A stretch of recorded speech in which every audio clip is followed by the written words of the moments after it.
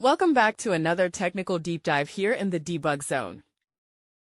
Today, we're tackling a big question and breaking it down with insights from other users. Hopefully, this clears up some misconceptions and helps you get the answer you need. So buckle up, stay a little curious, and let's jump right in.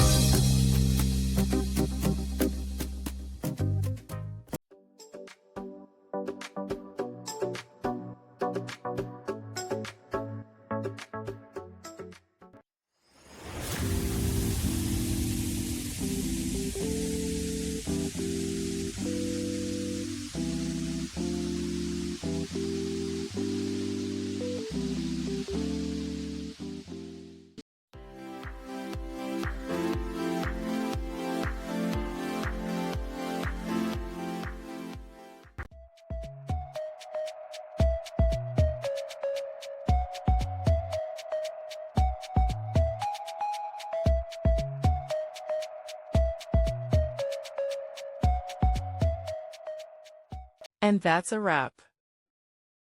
I hope you found the answer you were looking for. If you did, take a second to hit that subscribe button. It really helps out.